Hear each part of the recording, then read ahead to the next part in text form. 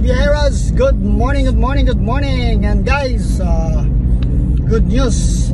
Nakapagpalipad naman tayo doon sa isang lugar na nakita nyo sa video ko before. So, ang problema doon guys, hindi ka makapagpalipad doon pag hindi ka nag-unlock ng restricted. Kasi doon, pasok kasi itong Mambahaw proper sa G-zone or unlock restricted area kasi may airport, kasi may runway. So meron yung mga restricted areas doon. Pag pumasok ka doon, bawal makapaglipad or hindi makakalipad yung drone mo. So yung nangyari guys, nag-unlock muna tayo, nag-self-unlocking. So gamit yung website ni DJI Safe, DJI Safe something, Fly Safe yan, DJI Fly Safe.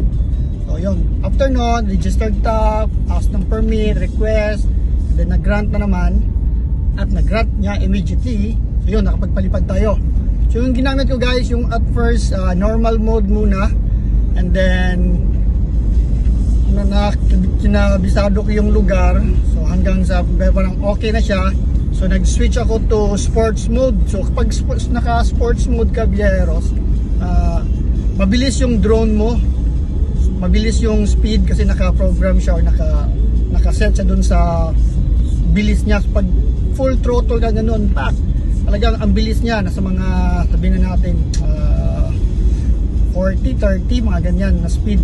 So masakit sa mata guys, so, lalo na sa akin na medyo may diferensya na sa mata. So hirap habulin yung galaw.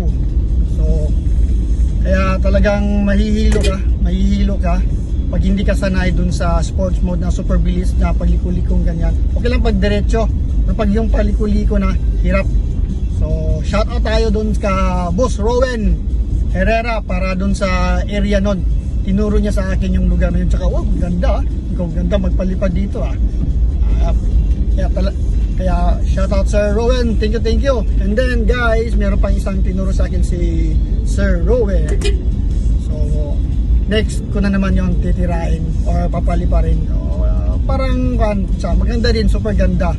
So kung nakita nyo na yung Banawi Rice Terraces, sa Camiguin pala meron ding Camiguin Rice Terraces. Yan. So ito yung next natin guys. Try natin yung magpalipad doon. So i-area check ko muna kung kaya ba, safe ba tayo magpalipad doon. So guys, ito muna. Salamat for watching.